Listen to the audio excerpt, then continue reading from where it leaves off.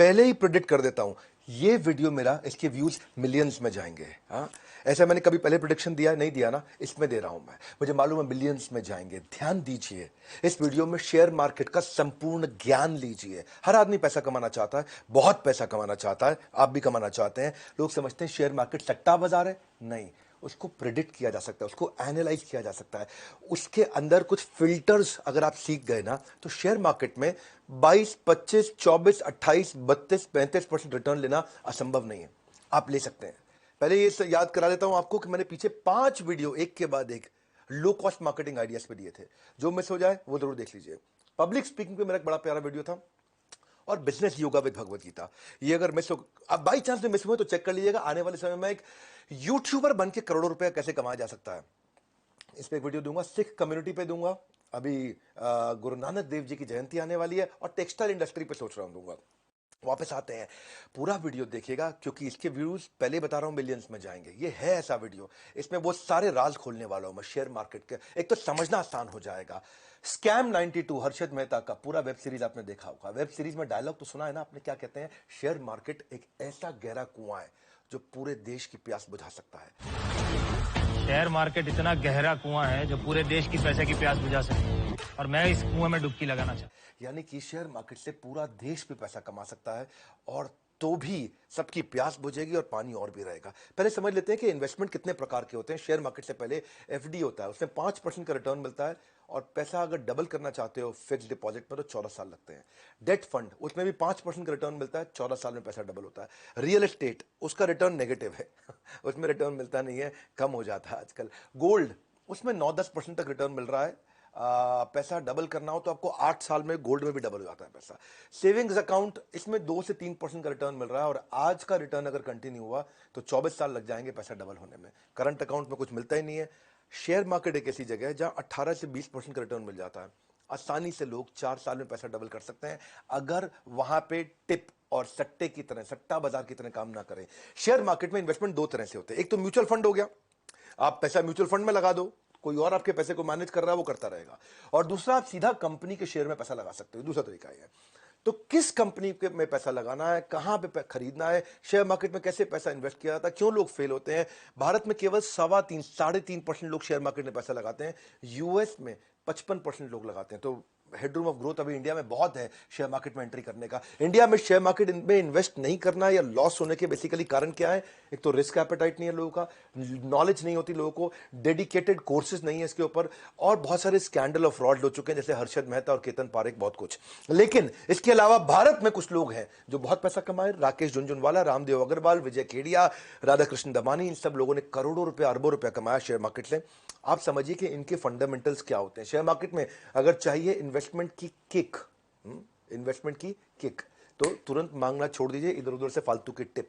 पहले एक वीडियो बनाया था, टिप मिलती है रेस्टोरेंट में, टिप मत मांगो, पहले तो समझो, आप सीखो, नॉलेज ले लो। आज मैं 10 पॉइंट पे दूंगा, 10 पॉइंट समझ लो, शेयर मार्केट को समझना आसान कर देंगे, समस्याओं का सारा समाधान कर देंगे। ये 10 पॉइंट समझ लीजिए, गेम चेंजर। शुरू करते हैं। चलिए, पहला पॉइंट लेते हैं।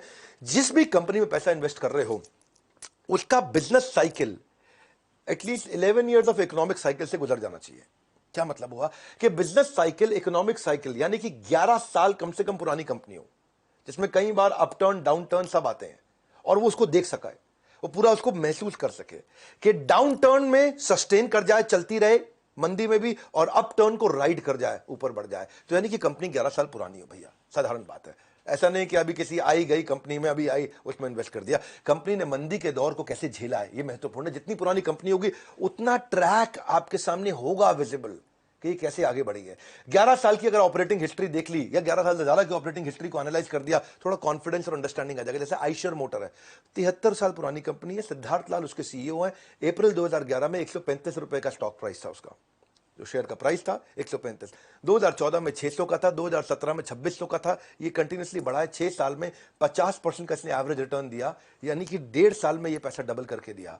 आपके पास ट्रैक रिकॉर्ड था इसका। ब्रिटानिया इंडस्ट्री का ट्रैक रिकॉर्ड है, 129 साल पुरानी कंपनी है ब्रिटानिया, और वरुण बेरी उसके मैनेजिंग डायरेक्टर हैं। 2011 में 200 का प्राइस था, 14 में 450 था, 2017 में 1800 था, 2021 में 3400 रुपए हो गया। शेयर प्राइस लगातार बढ़ा है। उसके पास ट्रैक रिकॉर्ड है आपके पास 10 साल का, 28% का एवरेज रिटर्न। अगर 10 साल देखूंगा, 28% का एवरेज रिटर्न दिया इसने। अगर 28% का एवरेज रिटर्न है तो इसका मतलब पैसा आपका 2.5 साल में डबल करके दिया ब्रिटानिया ने।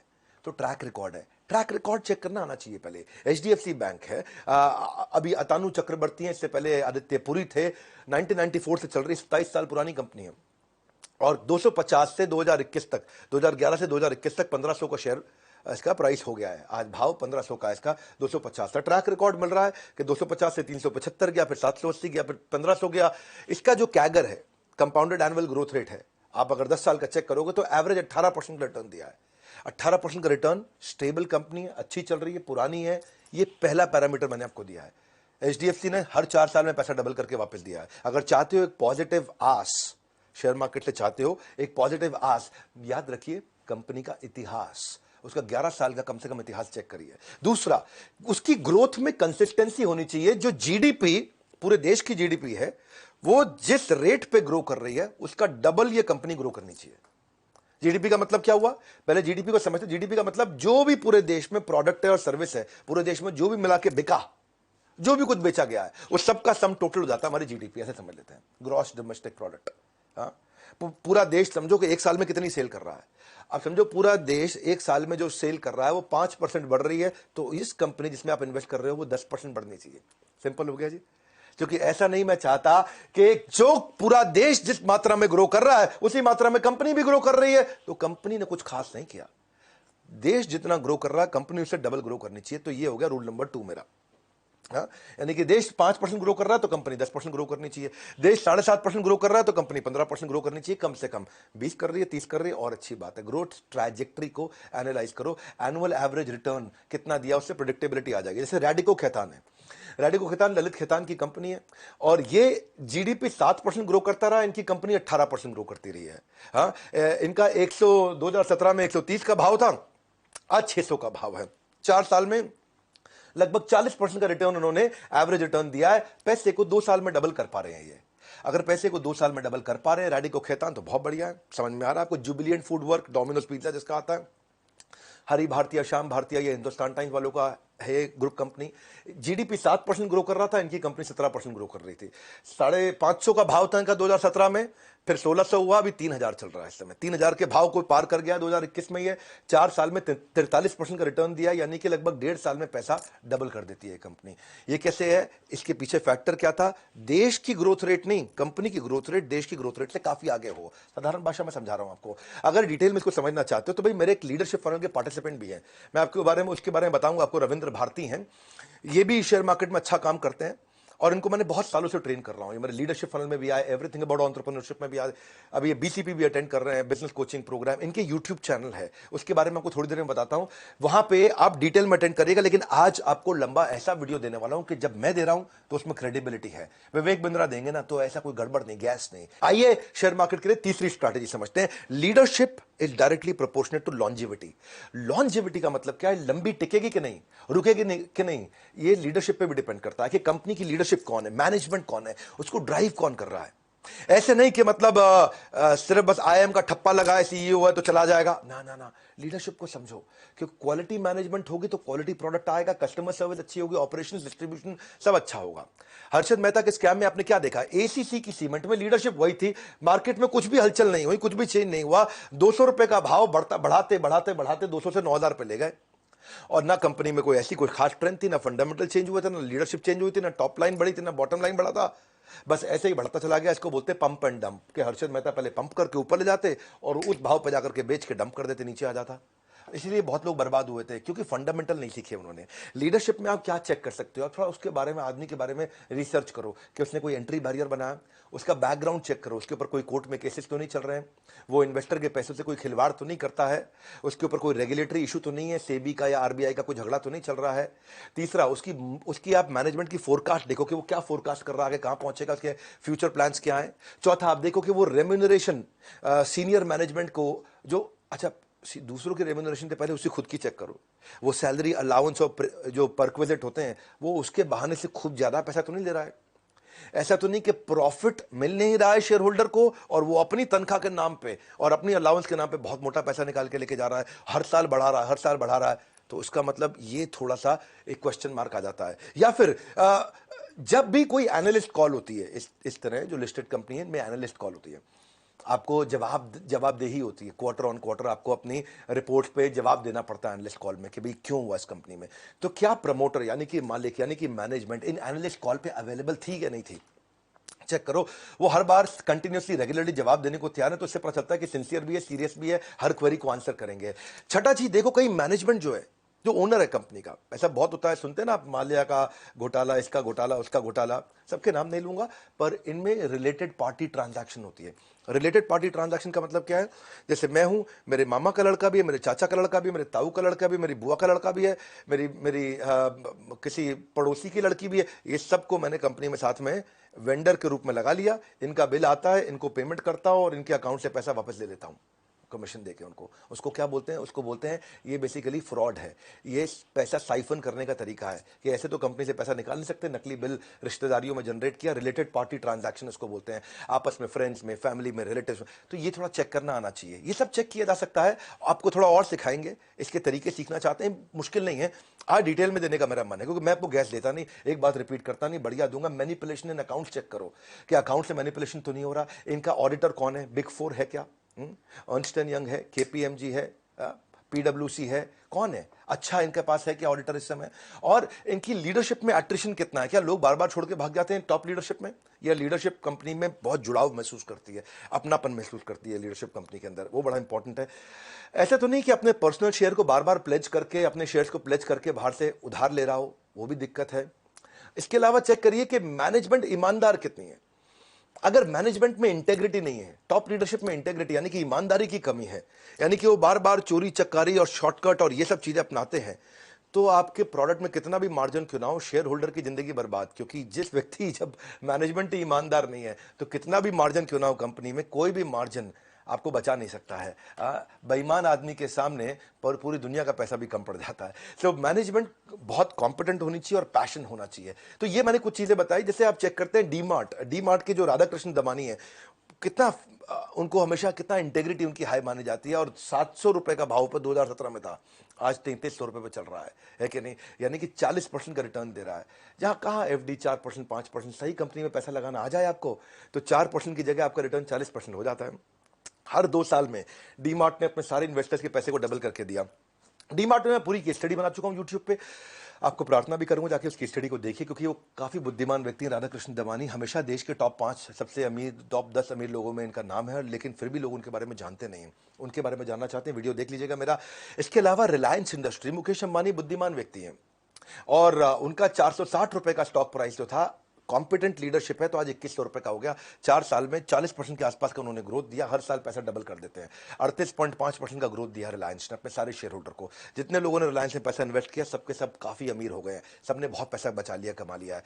तो उसका कारण यही है कि अगर लीडरशिप बहुत बुद्धिमान हो, तो लीडरशिप कमा के आपको ले जाएगी। जैसे बजाज फाइनेंस, राहुल बजाज, उनकी कंपनी देखो, 2017 में 1350 पे थी, आज 2021 में 5500 रुपए के भाव पर ट्रेड कर रही है। 4 साल में इसने भी 35% से ज्यादा का रिटर्न दिया। इसका मतलब हर 2 साल में पैसा डबल कर देता है बजाज फाइनेंस।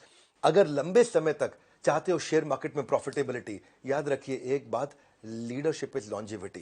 प्रॉफिटेबिलिटी कब आएगी? जब लॉन्जेविटी होगी। Leadership is longevity. आपकी लीडरशिप कितनी अच्छी है, जो ओनर है वो कितना बुद्धिमान है और ईमानदारी के साथ, बुद्धिमत्ता के साथ बढ़ाता है। चौथी स्ट्रैटेजी 10 बताऊंगा, बने रहना, सब सीख जाओगे। अगर नए आदमी हो ना शेयर मार्केट में, सब सीखने वाले हो आप। Zero date. कंपनी में कर्जा कितना है चेक करो। ये कंपनी में अगर कर्जा ज्यादा है तो बहुत दिक्कत है, क्योंकि अगर लोन नहीं है, इंटरेस्ट नहीं है, तो प्रॉफिट पे काफी बचता है पैसा आपका। क्योंकि जिन कंपनियों पे कर्जा बहुत ज्यादा है ना, तो बहुत पैसा वो ब्याज चुकाने में चला जाता है और प्रॉफिट बेचारे इन्वेस्टर्स को मिल नहीं पाता है। तो देश में ऐसी कई कंपनियां हैं जो कर्ज के कारण बैंकरप्ट हुई हैं, बहुत सारी है। भूषण स्टील, 44,000 करोड़ का कर्ज था उसके ऊपर, खत्म हो गया ना भूषण स्टील। लैंको इंफ्रा, ये एक सांसद भी थे हमारे देश में, कौन सी पार्टी के मैं बताऊंगा नहीं, तो 44,000 करोड़ रुपए का लोन था इनके ऊपर। एसआर स्टील, जो शशि रुइया, रवि रुइया, एक समय में भारत के 10 सबसे अमीर लोगों में इनका नाम था, 37,000 करोड़ का कर्जा। आलोक इंडस्ट्री, एमटेक ऑटो, मोनेट इस्पात, जेपी इंफ्रा, ये सब लोगों का 10-10, 15-15, 20-20 हजार करोड़ रुपए का कर्जा, और कंपनी खत्म हो गई है। क्यों? क्योंकि देखो, डेट फ्री कंपनी है ना, उसका पोर्टफोलियो बहुत स्ट्रांग उसको माना जाता है, जिसके ऊपर कर्जा नहीं है। लेकिन जिसके ऊपर कर्जा है, जो खुद कर्जे में डूबा है, तो दूसरे को प्रॉफिट कहां से कमा के देगा? मनी कंट्रोल की वेबसाइट पर जाइए, सर्च बार में डालिएगा मनी कंट्रोल। आप सब जानते हैं मनी कंट्रोल तो वो शेयर मार्केट में इन्वेस्ट करने वालों का मक्का मदीना माना जाता है। तो आप वहां जाइए, वहां जाकर के चेक करिए कि अपने स्टॉक से डिटेल सारी चीज़ों को जरूर चेक करिए। वहाँ पे जो फाइनेंशियल एक ऑप्शन आएगा, फाइनेंशियल ऑप्शन पे क्लिक कर लीजिएगा। उसके बाद वहाँ बैलेंस शीट का ऑप्शन आएगा, वहाँ जाकर के आप डेट चेक कर सकते हो कि डेट है कि नहीं है।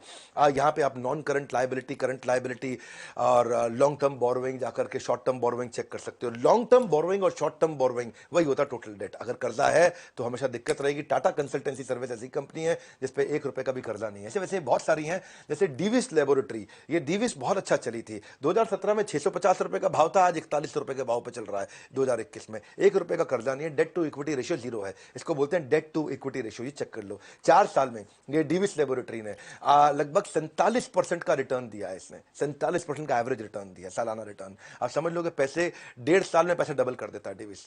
तो क्यों किया, उसका एक कारण क्या बताया आपको, इसके ऊपर कोई कर्जा नहीं है। कर्जा ना होने का बड़ा बेनिफिट मिलता है, क्योंकि जो खर्चा होता है ना, एनी एक्सपेंस जो कि बिजनेस को रन करने की जो कॉस्ट होती है उसको रिड्यूस कर सकते हैं, पर कर्जे को, खर्चे को रिड्यूस कर सकते हैं, कर्जे को रिड्यूस नहीं करते हैं। कर्जे को पे करते हैं, रिड्यूस नहीं करते हैं। खर्चे को रिड्यूस करते हैं। हो सकता है अगर मेरा आज खर्चा है कि भाई मेरी इतने सारे प्लांट चल रही हैं, इतनी फैक्ट्रियां चल रही हैं, इतनी मैन पावर है, इतना सामान मैं इंपोर्ट कर रहा हूं, प्रोड्यूस कर रहा हूं, मैं खर्चे को घटा सकता हूं, कर्जे को नहीं घटा सकता हूं। कर्जा पे करना पड़ता है, आदमी फंस जाता है। तो इसलिए टाटा कंसल्टेंसी सर्विस जो मैंने आपको बताया, डेट टू इक्विटी रेशियो, यानी कि इक्विटी तो है, शेयर होल्डर्स का पैसा है, लेकिन कर्जदार नहीं है कंपनी। 1100 के भाव पे थी या 3300 के भाव पे है। टीसीएस आप जानते हैं उसका मार्केट कैप कितना बड़ा है, 27% का रिटर्न दिया उसने। हर 2.5 साल में पैसा डबल करके अपने सारे इन्वेस्टर्स को दिया। वर्लपूल ने भी हर 4 साल में पैसा डबल करके दिया है। 1 रुपए का कर्जा नहीं है वर्लपूल पे। 1200 के भाव पे था 2017 में, और आज देख रहा हूं 2021 में 2300 के भाव पे चल रहा है। 4 साल, 4.5 साल में पैसा डबल किया। शेयर मार्केट में पैसा लगाते वक्त यह नियम जरूर बनाएं कि कर्ज में डूबी कंपनी पर भूल के पैसा ना लगाएं। अगर डिटेल्स में इसके बारे में समझना चाहते हो तो मैं बताता हूं आपको। रविंद्र भारती, ये मेरे पार्टिसिपेंट है, मैं इनके यूट्यूब चैनल के बारे में बता रहा हूं आज आपको। मैं नहीं कह रहा हूं किसी का कोर्स खरीदो, कुछ भी करो। आप कह सकते हैं कि आप रविंद्र भारती को प्रमोट कर रहे हैं। हाँ, कर रहा हूं, बिल्कुल कर रहा हूं, और खुल के कर रहा हूं। रविंद्र भारती को प्रमोट मैं इसलिए कर रहा हूं क्योंकि वो फ्री में आपको बहुत अच्छा नॉलेज मिल रहा है। मेरे को भी तो आपको कुछ चैनल्स बताने पड़ेंगे ना जहां पे ऑथेंटिक आपको नॉलेज मिल जाएगा। मैं सारा दिन तो शेयर मार्केट के वीडियोस बना नहीं सकता, मैं एंटरप्रेन्योरशिप पे तरह तरह के वीडियोस बनाऊंगा। तो आप भारतीय शेयर मार्केट का हिंदी पे और मराठी में चैनल है, आप जाके देख सकते हैं। और इनका प्रमोशन इसलिए भी कर रहा हूं क्योंकि मेरे पार्टिसिपेंट है, हमने इनको ट्रेन करके बिल्ड किया है। पिछले 4-5 साल से हमसे मेंटरिंग ले रहे हैं, और ये बड़े अच्छे एसेट लाइट मॉडल पे ये बिल्ड कर पाए हैं। सो इसीलिए चलो 5वीं स्ट्रैटेजी पे आते हैं। पहले प्रमोटर जिस कंपनी में पैसा लगा रहे हैं उसके मालिक का 51% खुद का शेयर होल्डिंग होना चाहिए। Promoter should have higher stake in the company, at least 51% होना चाहिए, यानी कि उसके पास में पावर्स और राइट्स होने चाहिए जो कंपनी का मालिक है। ऐसा ना हो कि कंपनी के मालिक ने अपनी सारे शेयर बाजार में बांट दिए, अब उसका कंपनी में कोई हक ही नहीं रह गया। तो जिसने विजन बनाया था, जो ओनर था, जो जान लगा रहा था, अब उसकी जान लगाने का मोटिवेशन ही खत्म हो गया ना मेरे भाई। वो क्यों जान लगाएगा, है कि नहीं? आदमी तभी जान लगाता है ना जब उसका क्या है, ओनरशिप है। ओनरशिप, ओनर ही जान लगाता है कि नहीं? सर्वेंट नहीं उतनी जान लगाता जितनी ओनर जान लगाता है। ओनर सब खुद भी लगाएगा, दूसरों से भी लगवाता है। अगर उसकी ओनरशिप ही नहीं है, हिस्सेदारी नहीं है कंपनी में, उसका हिस्सा ही खत्म, तो वो जान नहीं लगाएगा। तो इसलिए ये ध्यान रखो कि जो कंपनी का मालिक है उसकी 51% अभी भी हिस्सेदारी बची है कि नहीं बची। या ऐसा तो नहीं कि शेयर बांटता रहा, पैसे इकट्ठे करता रहा, पैसे लिए खुद गायब हो गया, जो कि कंपनी में उसकी हिस्सेदारी है नहीं। कंपनी तो पब्लिक की हो गई, अब पब्लिक खुद ही चला ले कंपनी। यही दिक्कत आती है। साधारण भाषा में समझा रहा हूं आपको मैं, हाँ, कि प्रमोटर कंपनी पे तभी फोकस करेगा, उसके हर एक्टिविटी पे ध्यान देगा, रिव्यूज पे ध्यान देगा, अपने विजन को ड्राइव करेगा। 51% होने से वो दूर की सोचता है, इन्वॉल्व रहता है। 7 घोड़े अलग अलग दिशाओं में जाएंगे तो पूरा रथ उलट जाएगा, लेकिन वो एक डिसीजन देके सारे घोड़ों को एक ही दिशा में चला पाता है, डिसीजन मेकिंग लेता है। यूजुअली इन्वेस्टर कंफर्टेबल होते हैं अगर प्रमोटर का 50% हो, लेकिन ये रूल नहीं है। अगर और ज्यादा हो तो और भी अच्छी बात है। और कभी कभार प्रमोटर अगर बाजार से अपने शेयर वापस खरीद रहा है, और अच्छा साइन है कि वो कह रहा है मेरी शेयर होल्डिंग आज 45% है, मुझे 60 करनी है, बाजार से खुद ही ले लेता है। इसका मतलब क्या, उसको पता है कि कंपनी आगे बढ़ने वाली है। इसका मतलब वो जानता है, अंदर की बात उसको मालूम है कि आज वो 45% पे है, मैं कंपनी के 60% ले लेता हूं, इसका भाव आगे चल के बढ़ेगा, उसको पहले से ही है। तो ये भी एक अच्छा साइन होता है। पीडीलाइट इंडस्ट्री देखो, भरतपुरी की, जो फेविकॉल वगैरह बनाते हैं, कहा पूरा मार्केट शेयर इन्हीं का तो है। हाँ, फेविकॉल का कौन है कंपटीशन? फेविकॉल के आपको नाम याद करना मुश्किल होगा।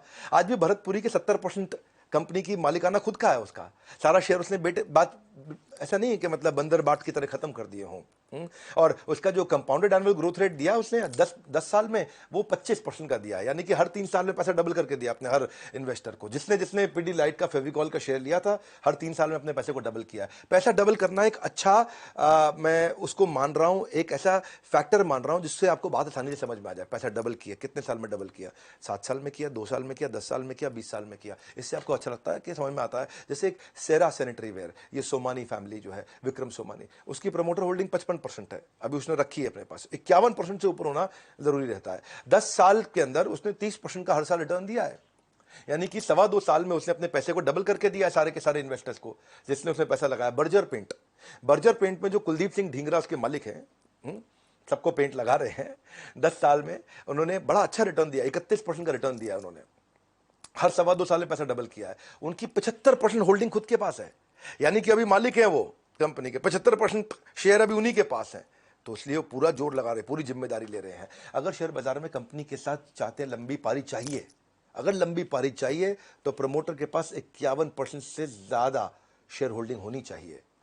छठा स्ट्रैटेजी, आप ऐसा करो, चेक करो कि पैट यानी कि प्रॉफिट आफ्टर टैक्स, यानी कि फाइनल मुनाफा, यानी कि नेट प्रॉफिट, उसका हर साल 25% बढ़ना चाहिए। अगर पिछले साल नेट प्रॉफिट 100 करोड़ था तो इस साल 125 करोड़ होना चाहिए। अगर पिछले साल 500 करोड़ था तो 500 करोड़ का 25%, यानी कि 125 करोड़ और बढ़ के इस साल 625 करोड़ होना चाहिए।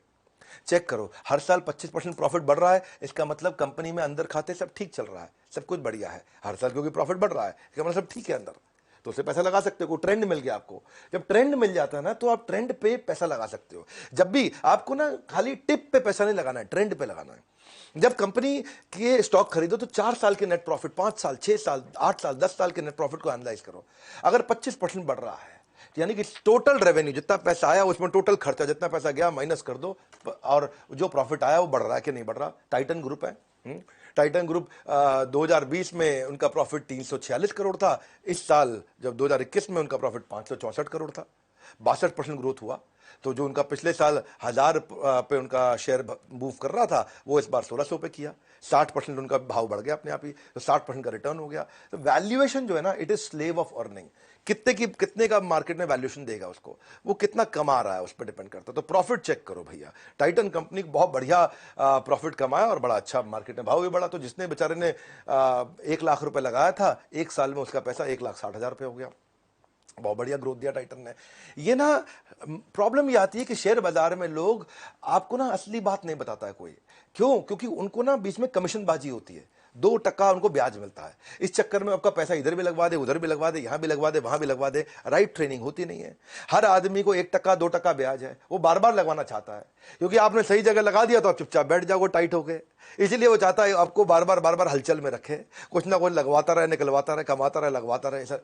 लेकिन आप बढ़िया कंपनी में लगा लिया आपने। ये फिल्टर मैंने आपको बताया, आप ये फिल्टर चेक कर लेना और इसकी हिस्ट्री खोल के चेक कर लेना। नीचे कमेंट बॉक्स में आपसे मिल लूंगा, आपको समझ में आ जाएगा कि भाई साहब इस फिल्टर के बाद हर आदमी को 24 से 30% की गारंटी रिटर्न आ जाएगी अपने आप। ये फिल्टर लगाने आने चाहिए आपको। ये सारे फिल्टर आजकल अवेलेबल है, फ्री में अवेलेबल है कि नहीं। आप वर्ल्ड पूल को देखो, 92 करोड़ से 130 करोड़ पे आया, थोड़ा सा प्रॉफिट बढ़ा उसका, प्रॉफिट बढ़ते ही ग्रोथ 41% हुआ उसका, देखा भाव भी बढ़ गया उसका। ये आपका जो भाव बढ़ेगा वो भाव किससे बढ़ता है? प्रॉफिट का बड़ा रोल है। ऐसी ही कंपनी थी सिंजीन इंटरनेशनल, ये यहां कोई जॉनथन नाम के जेंटलमैन 120 करोड़ से 160 करोड़ पे गए एक साल में, प्रॉफिट के अंदर 33% बढ़ा उनका, तो उनका पीछे भाव भी बढ़ गया। 2020 में 330 रुपए का भाव था, आज 580 का भाव है। अच्छा ग्रोथ दे रहा है ये भी। किसी कंपनी से आपको प्रॉफिट चाहिए, जब आपको प्रॉफिट चाहिए परमानेंट, और अगर आपको चाहिए, खुद को चाहिए प्रॉफिट परमानेंट, तो नेट प्रॉफिट बढ़ना चाहिए 25%। परमानेंट परसेंट मिलते जुलती बात हो गई तो आप ये देखो 25% से ग्रोथ होना चाहिए। और इसको डिटेल में समझना है तो इसकी ट्रेनिंग अटेंड करो, लर्निंग लो, आप इसके बारे में सीखो। नहीं सीखोगे तो बात नहीं। मैं भी सीखता हूँ, खूब सीखता हूँ, खूब लर्निंग्स लेता हूँ, खूब लर्निंग्स देता हूँ। वहीं से बात बनती है, मैं खुद एंटरप्रेन्योर हूँ, मैं एक ट्रेनर नहीं हूँ। आज एक बहुत बड़ी, बहुत लार्ज सेटअप की एक ऑर्गेनाइजेशन को ड्राइव कर रहा हूँ, एज ए सीईओ उसको चला पा रहा हूँ, क्योंकि बिजनेस एक्यूमेंट है, बिजनेस इंटेलिजेंस है, तभी आप ड्राइव करते हैं। सातवीं चीज, सातवां फिल्टर जो ध्यान दे, कंपनी का रेवेन्यू और उनकी यूनिट सेल्स, ये दोनों बढ़नी चाहिए। कम से कम 10 से 15% रेवेन्यू भी बढ़े, यूनिट सेल भी बढ़े। रेवेन्यू का मतलब क्या हुआ? जो टोटल सेल हुई है कंपनी में, हाँ, जो टोटल माल बेचा है, वो इस साल 100 रुपए का बेचा है, तो अगले साल 20% 120 रुपए का बेच रहे हैं कि नहीं बेच रहे हैं? अगले साल 120 की कमाई होनी चाहिए, इस साल 100 की हुई है तो। लेकिन इसमें एक और चक्कर है, ऐसा नहीं हो कि खाली प्राइस बढ़ा दिया तो 100 का माल 120 में बिक गया। ये भी चेक करना है यूनिट सेल्स भी बढ़ रही हो। यूनिट सेल्स का मतलब क्या है? देखो इनका 100 रुपए का ही माल बिकता है जी हर साल, तो वेरी गुड। तो फिर इस बार 120 कैसे हो गया? उन्होंने क्या किया जी, 10 रुपए की चीज 12 रुपए की कर दी, तो 100 रुपए का 120 हो गया। प्राइस बढ़ाना नहीं, केवल यूनिट भी। अगर दोनों चीजों से बढ़ रहा हो तो और अच्छी बात है। यूनिट का मतलब है पिछले साल 1 लाख गाड़ी बेची, इस साल 1,20,000 गाड़ी बेची, 20,000 गाड़ी भी फालतू बेची, तो रेवेन्यू भी बढ़ना चाहिए और यूनिट जितनी आइटम बेच रहे हो वो आइटम भी बढ़नी चाहिए। जब ये आइटम भी ज्यादा बिक रही है और पैसा भी ज्यादा आ रहा है, तब ये कंफर्म हो जाएगा हाँ इसमें कोई झोल नहीं है बीच में। नॉन ऑपरेशनल इनकम नहीं कह रहे, ऑपरेशनल इनकम जो धंधे से इनकम आती हो। कई इनकम कैसी है? प्रॉपर्टी बेच दी, इनकम आ गई, वो दिखा दिया जी, है जी, ताकि भाव चलता रहे। हाँ, आपने ऐसा कुछ कर लिया, कर्जा ले लिया, इनकम आ गया, अब इसको इनकम की तरह बाई चांस ट्रीट कर लिया, तो अब आम आदमी के समझ में नहीं आता है। इसीलिए मैं बोल रहा हूं ये कि भाई ये पैसा कहां से आया कंपनी में, आप इसको सीख सकते हो, आप इसको बैलेंस शीट में देख सकते हो। और इसको जब जैसे चेक करोगे कि दोनों चीजें ग्रो कर रही है, जैसे मारुति है, मारुति ने 2014 में 10 लाख गाड़ी बेची, 2015 में 11 लाख गाड़ी बेची, 2016 में 13 लाख गाड़ी बेची। हर साल गाड़ी भी ज्यादा बेची और हर साल 10% 11% गाड़ी भी ज्यादा बेची और हर साल रेवेन्यू भी ज्यादा हुआ। रेवेन्यू ज्यादा हुआ, कुछ और भी हो सकता है, लेकिन गाड़ी ज्यादा बेच के रेवेन्यू ज्यादा हुआ तो कंफर्म हो गया कि मारुति ठीक चल रही है भैया। 50% मार्केट शेयर लेकर के बैठी हुई है। जो 1250 का इसका स्टॉक प्राइस हुआ करता था, वो 2017 में 6500 पे गया, लगातार बढ़ता रहा है मारुति। 6 साल में लगभग 30% के आसपास रिटर्न दिया था पीछे मारुति ने, और 2.5 साल में पैसे को डबल कर था। तो उसकी शेयर की कीमत आसमान चढ़ेगी जिस कंपनी की सेल हर साल 10-15% 20% बढ़ेगी। आसमान चढ़ेगी 20% अगर सेल बढ़ेगी। ये सिंपल फॉर्मूलाज हैं, इन सिंपल फॉर्मूलाज को याद रखिए। गोदरेज कंज्यूमर प्रोडक्ट्स हैं, गोदरेज के बहुत कंज्यूमर प्रोडक्ट्स आते हैं। निसाबा गोदरेज उसकी 6%। ये 2020 में 9,057 करोड़ का 9,057 करोड़ का टर्नओवर था। 21 के अंदर ये 11,000 करोड़ का 11,000 करोड़ हो गया टर्नओवर। तो टर्नओवर बढ़ा 22% बढ़ा, 20-22% टर्नओवर बढ़ गया। जैसे ही बढ़ा उसका स्टॉक प्राइस भी अपने आप बढ़ने लग गया। तो टर्नओवर भी बढ़ना चाहिए और यूनिट, जितना माल बेचा, तेल कितना बेचा, 1 लाख बोतल बेचा, इस साल 1,20,000 बोतल बेचा। ये दोनों चीजें कंफर्म होते ही आपको आसान हो जाएगा। सफल इन्वेस्टमेंट उस कंपनी में होगा जिस कंपनी में वॉल्यूम ग्रोथ और सेल्स रेवेन्यू दोनों का 20% तक होगा। ये दोनों को बढ़ना चाहिए, दोनों। और अगर डिटेल्स इसके बारे में समझना चाहते तो और लर्न करिए, इसको सीखिए। हमने भी शेयर मार्केट के कोर्सेज बनाए हैं, और अगर फ्री में अटेंड करना है तो भारतीय शेयर मार्केट के मैंने आपको चैनल बताए थे, ये चैनल मैं आपको दे दूंगा डिस्क्रिप्शन वगैरह में, आप इसको जाके सब्सक्राइब करके थोड़ा सीख लो। और 8वीं strategy, net operating cash flow. Net operating cash flow का मतलब है आपकी कंपनी में हर साल जो कैश आता है, ऐसा नहीं माल बेच रहे हो उधार पे बेचते जा रहे हो, कैश आ नहीं रहा। 20% कैश फ्लो हमेशा बढ़ना चाहिए, हर साल 20% कैश फ्लो बढ़ रहा हो। जिस कंपनी का जाके चेक कर लो, इसके तरीके सिखा देंगे आपको कैसे चेक करना है जाकर के। ये ऐसा नहीं है कि आपको कंपनी में फोन करके पूछना, कंपनी झूठ बोल देगी। ये चीजें पब्लिकली अवेलेबल है, लिस्टेड कंपनी का डेटा अवेलेबल होता है। नेट ऑपरेटिंग कैश फ्लो का मतलब क्या है कि जो बिजनेस से कैश आता है, इसको बोलते हैं ऑपरेशंस का कैश। कंपनी में कैश 3 तरह से आता है। माल बेचा तो कंपनी में कैश आया। दूसरा क्या है? इन्वेस्टमेंट से कैश आता है। आपने अपनी एसेट बेच दी, म्यूचुअल फंड बेच दिए तो भी कैश आ गया।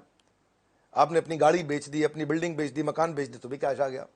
तीसरा है लोन ले लिया तो कैश आ गया। 3 प्रकार से आता है। हम कौन से कैश की बात कर रहे हैं? हम बिजनेस से कैश की बात कर रहे हैं, लोन के कैश की बात नहीं कर रहे। अपने घर बार को बेच के कैश लाना, उसकी बात नहीं कर रहे हैं। जो जेन्युइन कैश है वो बिजनेस से आता है।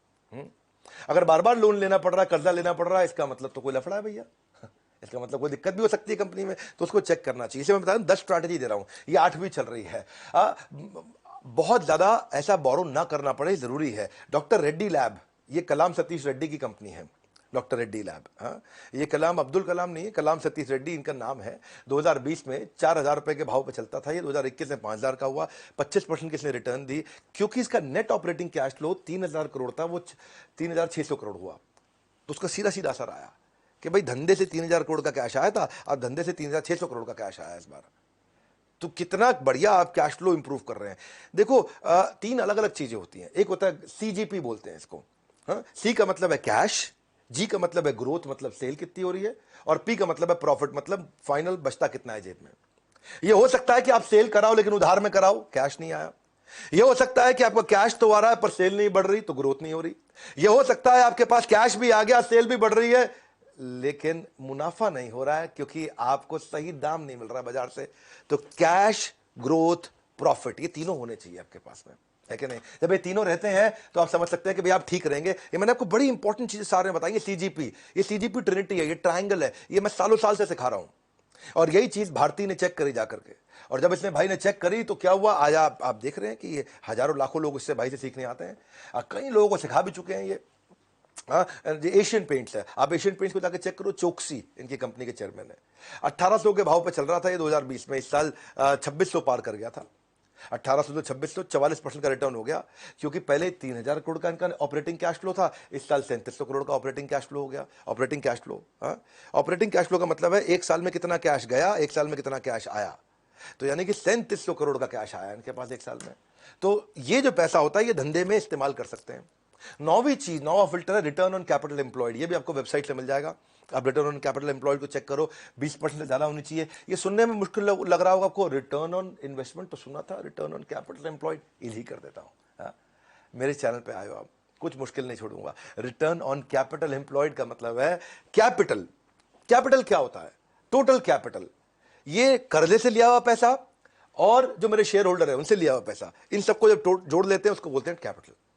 और इस कैपिटल को लगा के एक साल धंधा किया, समझो 100 रुपए की मेरी कैपिटल हो गई, 50 रुपए मैंने कर्जे से लिया, 50 रुपया हम सब कंपनी के ओनर्स का है, तो हमने मिला के 100 रुपए से धंधा किया। 100 रुपए से धंधा करके अब मैंने इस पे 20 रुपए का प्रॉफिट कर लिया, इसको बोल दिया कि 20% रिटर्न ऑन कैपिटल एम्प्लॉयड।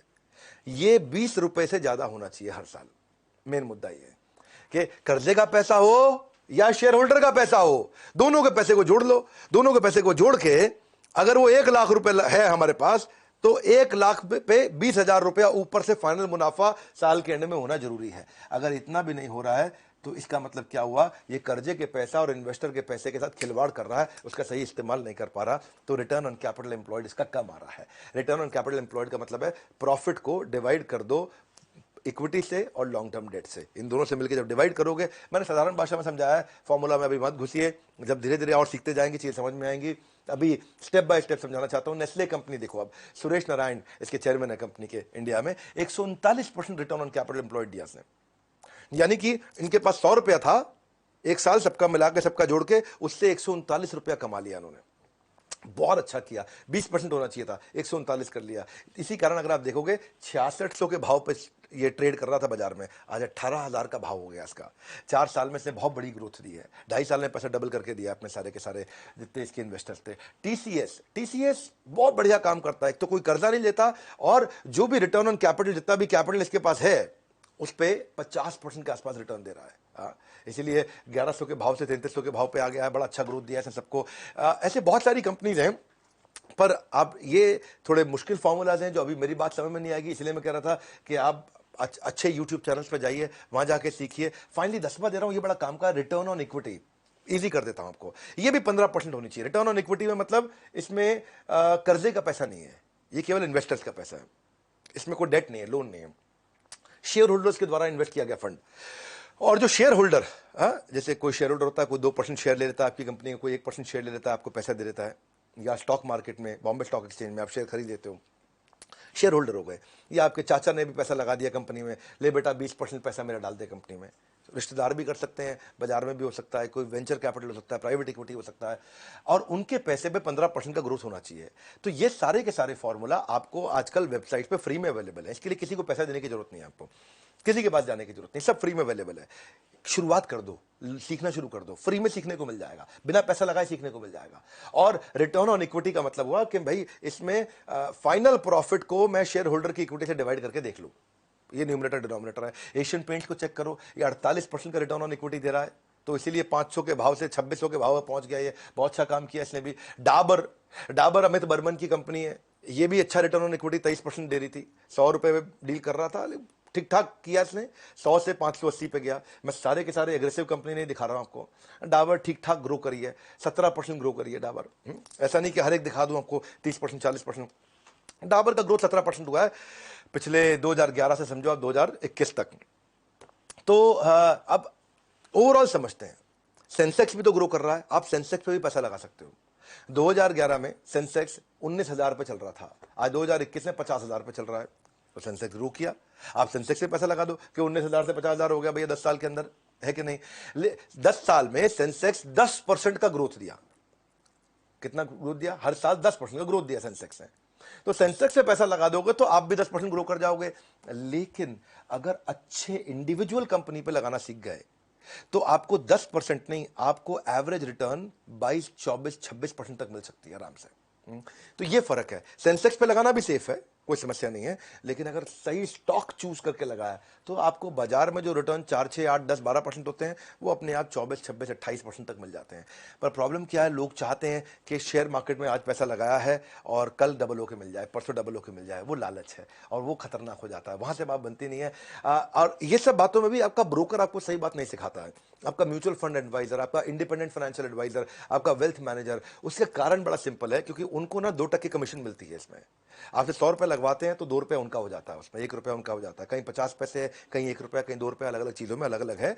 तो इसीलिए वो ये चीजें छुपी रहती हैं, ये फंडामेंटल्स नहीं मिलते हैं आपको। जो मैंने 10 फंडामेंटल दिए हैं, अगले कई सालों तक काम आएगा। ये आपको एक्सपर्ट आदमी को भी काम आएंगे और नए आदमी को भी काम आएंगे, जो फंडामेंटल दिए हैं। मतलब ये मैंने आपको ना बिल्कुल लास्ट का मक्खन निचोड़ करके दिया है आपको मैंने। मैं भी अगर शेयर मार्केट की इन्वेस्टमेंट के बारे में सीखता हूं, पढ़ता हूं, मेरे विचार में सब चीजें फ्री में यूट्यूब पे भी अवेलेबल है, पर आपको पता होना चाहिए किससे सीखना है। वैसे मैं जिस रविंदर की बात मैंने करी है, ये महाराष्ट्र के पुणे के पास एक गांव से बहुत गरीब इंसान हुआ करते थे। मतलब गरीब कहने में आर्थिक रूप से गरीब मानिए, गरीब तो नहीं थे, आर्थिक रूप से गरीब मान लीजिए। 17 साल का एक्सपीरियंस हो गया उनको। 11वीं क्लास से इन्होंने शेयर मार्केट पे काम शुरू किया था। कर्ज में डूबे हुए एक किसान के बेटे थे ये, और ट्रेडिंग की दुनिया में आज अपना नाम कमा रहे हैं। आज ये मेरे साथ में सालों से, कई सालों से मुझसे ट्रेनिंग लेते आ रहे हैं। भारतीय शेयर मार्केट इंस्टीट्यूट भी इन्होंने बनाया। और दिनेश ठक्कर जो चेयरमैन है एंजल ब्रोकिंग के, उन्होंने इनको number 1 stock market training institute का अवार्ड भी दिया है। वैसे जी मीडिया से भी इनको कुछ अवार्ड मिले हैं। लगभग 1.25 लाख स्टूडेंट्स को ये पढ़ा चुके हैं। तो अपना जीवन स्टॉक मार्केट में इन्होंने खपाया, तभी करोड़ों का बिजनेस ये खड़ा कर पाया। सो आप इनके दोनों चैनल देख सकते हो। आप मराठी भाषी हो या हिंदी भाषी, स्टॉक मार्केट की नॉलेज मिल जाएगी अच्छी खासी। तो ये आप कर सकते हैं। और लेकिन अगर आप स्टॉक मार्केट में बिजनेस नहीं करना चाहते, इन्वेस्ट नहीं करना चाहते, आप अपने बिजनेस को ग्रो करना चाहते हैं, जो भी आप कर रहे हैं, तो उसको करने के लिए हमने इस समय ना बहुत सारे प्रॉब्लम सॉल्विंग कोर्सेज को हमने यूनिट्स में कन्वर्ट कर दिया है। आपको यूनिट समझाता हूं बिजनेस कोचिंग प्रोग्राम के साथ। ये दुनिया का सबसे अफोर्डेबल प्रोग्राम है। 10 रुपए घंटे से कम के अंदर हम लोग सबको पर्सनल कोच दे रहे हैं, हैंड होल्डिंग सपोर्ट दे रहे हैं, बंडल्ड वैल्यू पैक दे रहे हैं, फाउंडेशनल कोर्स दे रहे हैं, स्पेशलाइज कोर्स दे रहे हैं। हर एक को सेम चीज नहीं, फाउंडेशनल अलग है, स्पेशलाइजेशन अलग है। अगर आप स्टूडेंट है तो आपको 21st सेंचुरी स्किल क्या चाहिए, एंटरप्रेन्योर 21st सेंचुरी स्किल क्या चाहिए। एक में 16 कोर्स है, एक में 14 कोर्सेज हैं। Low cost digital marketing ideas क्या हो सकते हैं बिजनेस ग्रोथ के, उसमें 12 कोर्स बनाए हमने। बिजनेस अपने सेल्स को कैसे बढ़ाया जाए उसके ऊपर हमने लगभग 8 कोर्सेज बनाए। बिजनेस को स्केल कैसे करते हैं उस पर हमने 10 कोर्सेज बनाए हैं। रिटेल बिजनेस के लिए हमने 8 कोर्सेज बनाए। ऑपरेशनल एक्सेलेंस मैन्युफैक्चरिंग के लिए 8 कोर्सेज बनाए हैं। फंड रेज करना है, फाइनेंस सीखना है, उसके ऊपर 5 कोर्स बनाए। बिजनेस ऑटोमेट करने पे 6 कोर्स बनाए हैं। अपनी सेल्स को डबल करने में, प्रोडक्टिविटी बढ़ाने में, मनी मैनेजमेंट के ऊपर, डिजिटल मार्केटिंग पे, एचआर पे, एम्प्लॉय पे, एचआर अगर आप सीखना चाहते हो तो उस पर भी 5-6 कोर्सेज बनाए हुए हैं। ये नंबर को ना स्क्रीनशॉट ले लो आप इसका, 1 मिनट रोक करके वीडियो को पॉज करो, इसका स्क्रीन, इस पे फोन करके पता करो कि मैं 8 रुपए घंटे पे, 5 रुपए घंटे पे पर्सनल कोच ले सकता हूं जो मेरे बिजनेस को ग्रो करने में मेरी मदद करेगा। शेयर मार्केट का ये अब तक का सबसे वैल्यूएबल वीडियो था। इस वीडियो को सबको शेयर कर दो जिनको शेयर मार्केट को सीखना है, समझना है। इसमें मैंने लगभग संपूर्ण ज्ञान दे दिया है। इसके बाद हर चीज इसी के अंदर कवर हो जाती है अगर आप इस वीडियो को ध्यान से देखें। कमेंट बॉक्स में आपको देखने, आपकी राय जानने आ रहा हूं मैं। वीडियो को जरूर शेयर करिएगा। सबसे वैल्यूएबल वीडियो था आज तक का शेयर मार्केट पे। हमारे साथ जुड़े रहने के लिए वर्ल्ड के नंबर 1 एंटरप्रेन्योर यूट्यूब चैनल को आके सब्सक्राइब करने और करवाने के लिए आप सबका हृदय की गहराई से प्रेम पूर्वक बहुत बहुत धन्यवाद।